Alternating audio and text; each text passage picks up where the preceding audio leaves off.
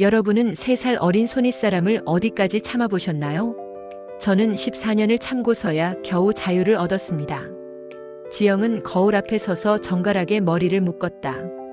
60을 넘긴 나이, 이제는 며느리도 있고 손주도 있다.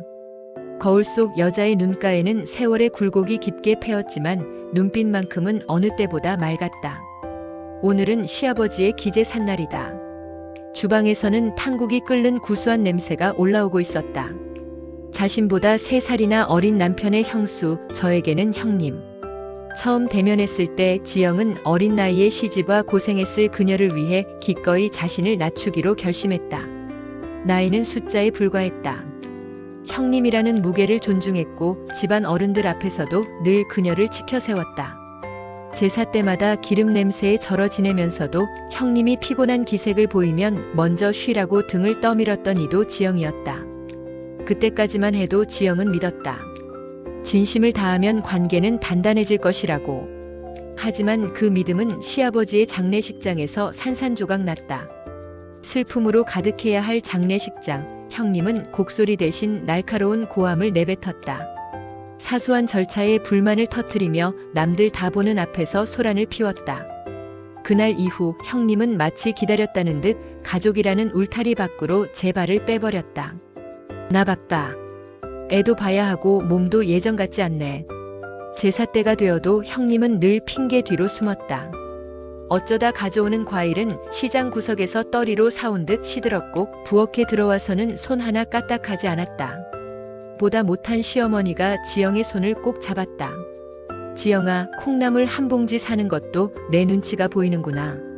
미안하다만. 이제 내가 좀 맡아주면 안 되겠니? 어머니의 떨리는 목소리에 지영은 말없이 고개를 끄덕였다. 그때부터였다. 지영은 홀로 제사상을 차렸다.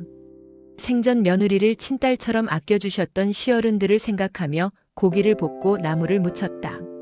서운함이 목끝까지 차올라 형님 도대체 왜 그러세요? 라고 소리치고 싶은 순간도 많았다. 하지만 남편의 따뜻한 위로와 시어른들이 남겨준 사랑이 지영을 버티게 했다. 세월은 흘러 시어머니마저 세상을 떠나셨다.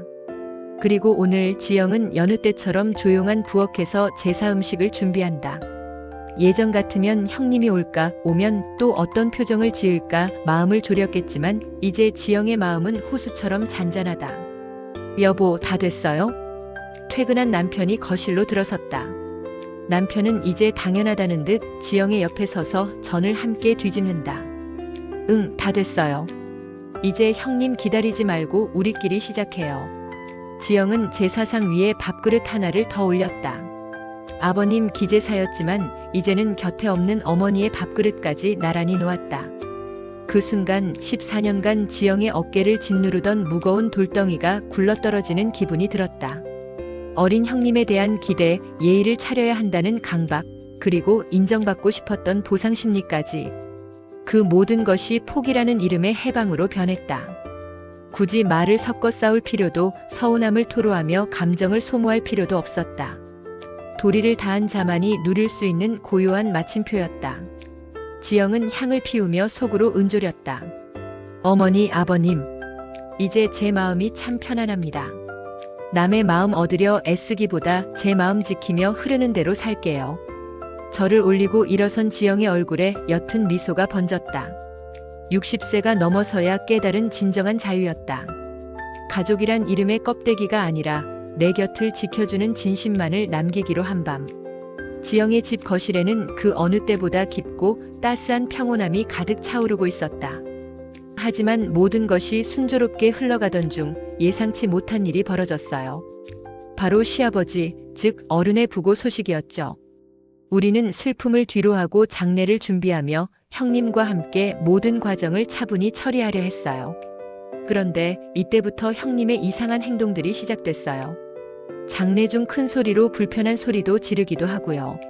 그리고 형님은 장례 이후 모든 집안일 전혀 참여하지 않았고 심지어 제사를 지낼 때는 제사상에 올릴 음식 준비에도 과일 하나조차도 정성스럽지 않은 부실한 것을 준비하고 음식을 하며 손 하나 까딱하지 않았어요.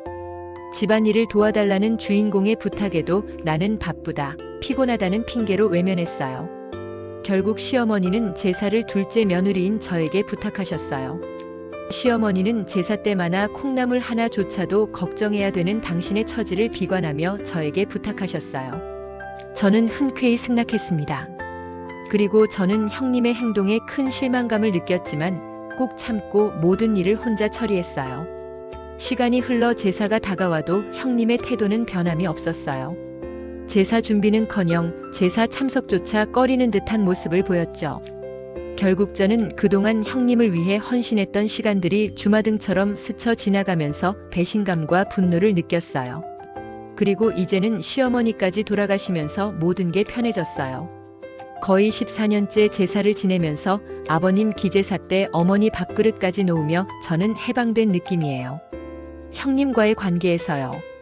어떤 기대도 어떤 실망도 없는 거지요. 제가 나이가 60세가 넘으니 그런 것일까요? 제사도 별거 아니고 힘든 관계를 계속 이으려고 노력할 필요도 없다는 것을 느꼈어요. 그냥 흘러가는 대로 살기로요. 그러니 모든 게 편안해지더라고요. 그래서 언제가는 형님에게 그동안의 서운함을 털어놓고 형님, 저는 형님을 존경하고 따랐습니다. 하지만 형님은 어른이 돌아가시니 제사도 집안일도 나 몰라라 하시니 너무 실망스럽습니다. 라고 말하고 싶지만 이런 것도 포기했어요. 제가 이렇게 하기까지 남편은 당연히 저에게 잘하고 그리고 살아계셨던 시아버지, 시어머니 모두 저의 가족들에게 너무나 잘해주셨거든요. 누구에게도 의지하지 않고 남편과 저 제사를 준비하고 집안일을 처리하니 주변 사람들은 응원했고 형님의 무책임한 행동을 비난했어요.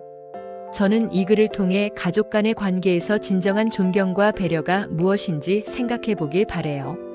겉으로 보이는 관계가 아닌 진심으로 서로를 아끼고 존중하는 마음이 얼마나 중요한지 깨달아야 할 거예요.